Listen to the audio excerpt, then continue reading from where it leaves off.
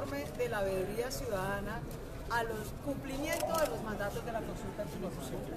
Como todo el país lo vio, como todos los medios lo cubrieron, el compromiso público del presidente de la República desde el día 29 de agosto era que radicaría los 11 proyectos que acordamos en la mesa técnica para darle cumplimiento a los 7 mandatos de la consulta anticorrupción. Se radicarían los 11 proyectos con mensaje de urgencia. De los 11 proyectos que cumplen la consulta, 2 son actos legislativos que no pueden tener mensaje de urgencia y 9 son proyectos de ley que sí pueden tener mensaje de urgencia. Desafortunadamente ha pasado mes y medio y el presidente incumplió la promesa de erradicar con mensaje de urgencia los proyectos de la consulta anticorrupción, razón por la cual esos proyectos, como era de esperarse, están engavetados. Obviamente los proyectos de los congresistas, los proyectos del gobierno que entraron radicados desde el 20 de julio, tienen prioridad en el trámite porque se radicaron primero. La única posibilidad que existía de que tuvieran prioridad en el trámite los proyectos de la consulta anticorrupción es que el presidente cumpliera la promesa que le hizo al país de que los radicaría con mensaje de urgencia. Como no se radicaron con mensaje de urgencia, no han tenido prioridad en el trámite. De los 9 proyectos de ley, 2 se incorporaron al proyecto de la Fiscalía General de la Nación y ya van a avanzar. Seguramente son los primeros que van a salir en diciembre. Son 2 proyectos que le quitan el beneficio penal a los corruptos hasta que no devuelvan la plata y le quitan los beneficios carcelarios. Esos 2 van a avanzar, cumple el punto 2 de la consulta. Los otros 2 que han avanzado son el acto legislativo del límite de 3 periodos, que avanzó en primer debate, pero con un mico. Lo que le metió el Centro Democrático del Partido Liberal es un mico que dice que estarán 3 periodos, descansan 1, vuelven 3, descansan 1, vuelven 3. O sea que no hay límite de 3 periodos. Y el tercero que avanzó es el acto legislativo de hacer pública la declaración de renta de los políticos y de los servidores públicos. De manera que 2 actos legislativos avanzaron en primer debate. 2 proyectos de ley avanzaron porque se incorporaron al proyecto del fiscal, que va a cuarto debate. Los otros 7 proyectos de ley que dan cumplimiento al punto 2 de inhabilidades para que los contratistas corruptos no puedan volver a contratar, para que haya pliegos y contratación transparente, para que se acabe la mermelada y haya presupuesto transparente, para que los congresistas rindan cuentas, para poner fin al conflicto de interés de los políticos. 7 proyectos que tienen que cumplir esos mandatos, ni siquiera se les ha dado primer debate y hasta el día de hoy el gobierno no ha radicado, como se comprometió, el mensaje de urgencia. El acto legislativo que le reduce el salario a los congresistas tiene ponentes, el coordinador de ponentes es el representante Uzcategui del Centro Democrático, que ni siquiera ha rendido ponencia, ni siquiera ha presentado ponencia para la reducción de salarios de los congresistas. Pero, doctora Claudia, ¿eso es culpa del gobierno o eso es jauría legislativa? Eso es culpa del gobierno, lo digo con toda claridad por una razón muy simple. El Congreso, con razón, así es como funciona el Congreso, le da trámite a lo que se radica primero. Los proyectos de los congresistas se radicaron el 20 de julio y los del Congreso arranca el trámite lo que va primero. Lo único que puede saltarse el orden en el tiempo es que el presidente, como lo anunció, radicara los proyectos de la consulta anticorrupción con mensaje de urgencia. Entonces, ¿por qué los proyectos de la consulta anticorrupción están hoy engavetados y a punto de hundirse en el Congreso? No es por culpa del Congreso, es porque el gobierno, el presidente Duque, incumplió su compromiso de erradicarlos con mensaje de urgencia. De manera que, en vez de quedar de primeros, quedaron en la cola. Y hay 500 proyectos en trámite. ¿Conejos? ¿Estos son conejos?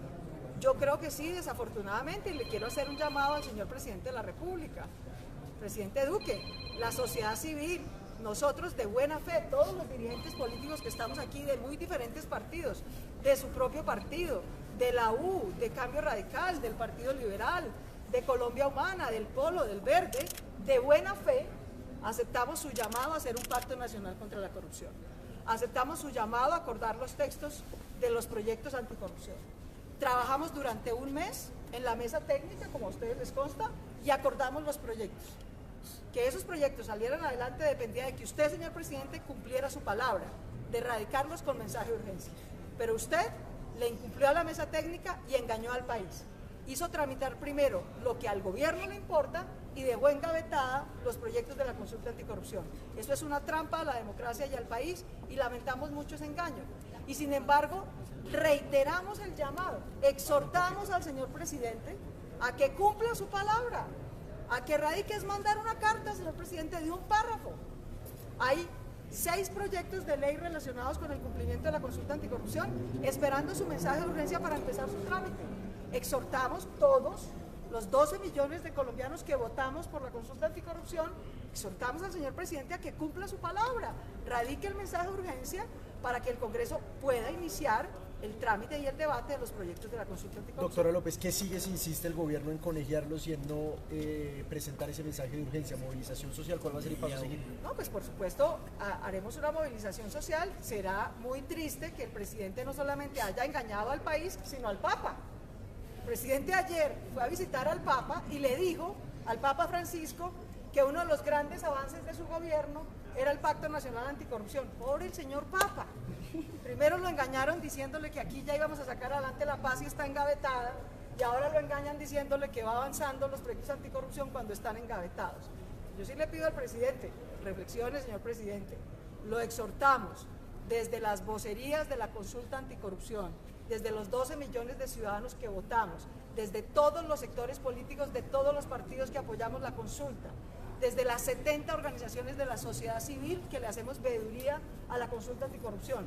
Lo exhortamos, señor presidente, a que cumpla su palabra, a que, de ser posible, esta misma semana radique el mensaje de urgencia para los 6, repito, 6 proyectos de ley que están a la espera del mensaje de urgencia del gobierno para que el Congreso les pueda dar prioridad en el trámite.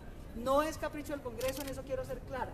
Si los proyectos no han avanzado, no es por trampa de los partidos ni por trampa de los congresistas, es por incumplimiento del gobierno. Mientras no haya mensaje de urgencia, el Congreso no se puede saltar el orden de erradicación de los proyectos y tiene que darle trámite primero a lo que se radicó primero. ¿Puede enumerar los 6, por favor? Claro que sí. Los proyectos de ley que están pendientes de iniciar su trámite porque no ha llegado el mensaje de urgencia son el que establece las inhabilidades a los contratistas corruptos para que no puedan volver a contratar nunca más con el Estado. El proyecto de ley que establece la obligación de usar pliegos tipo de manera transparente en toda la contratación pública. El proyecto de ley que acaba la mermelada, imagínense, ni más ni menos, y que establece la obligación de que el presupuesto de todas las entidades públicas se tramite en audiencias públicas con la ciudadanía, desglosado y con la obligación del gobierno de cubrir lo que vale el presupuesto. El proyecto de ley para que los congresistas y demás corporados rindan cuentas públicas a la ciudadanía. El proyecto de ley para que se tramiten debidamente, de manera más celera, los conflictos de interés de los congresistas y no se dilate el trámite de las iniciativas por el trámite de los conflictos de interés. Y sexto, el proyecto de ley que se llama de transparencia legislativa para hacer pública la declaración de bienes, patrimonio, conflictos de interés de los congresistas. Esos son 6 proyectos de ley que pueden tener mensaje de urgencia y deben tener mensaje de urgencia, y es para lo que le estamos pidiendo al presidente y exhortando al presidente que cumpla su palabra. Además de eso, le pedimos al presidente que le solicite al Congreso darle debate y tramitar el acto legislativo para la reducción del salario de los congresistas. Como ese es un acto legislativo, no puede tener mensaje de urgencia. Los actos legislativos no pueden tener mensaje de urgencia. Entonces le estamos pidiendo hoy todos los sectores políticos, ciudadanos, al presidente que cumpla su palabra, que le dé mensaje de urgencia a los 6 proyectos de ley y al acto legislativo, y que le insista, por favor, públicamente al Congreso para que tramite y apruebe el acto legislativo de reducción del salario de los congresistas. Doctora Claudia, pero ese acto legislativo se está demostrando que hay una negligencia de parte del ponente, del coordinador de ponentes. Sí, desafortunadamente, yo sí le quiero hacer un llamado al doctor Uzcategui, representante del Centro Democrático. Él fue asignado ponente hace un mes y en un mes no ha presentado ni siquiera ponencia, ni positiva ni negativa. Mientras el ponente no presente ponencia, no se puede dar el primer debate. De manera que, digamos, si quisiéramos establecer responsabilidades, agradecerle al señor fiscal general de la Nación, gracias al cual los 2 proyectos relacionados con quitar los beneficios penales a los corruptos hasta que no devuelvan la plata y quitarles los beneficios carcelarios van avanzando. Agradecer que van avanzando. Hay otro tema que valdría la pena mencionar, o 2 temas más. Una especie de contrarreforma política que se está moviendo de distintas maneras, que no hay que detallar, pero es evidente que ese horror, por ejemplo, de alargar los periodos de los alcaldes, los gobernadores, concejales y diputados, eso es una especie de golpe de Estado municipal y departamental, es absolutamente inaceptable.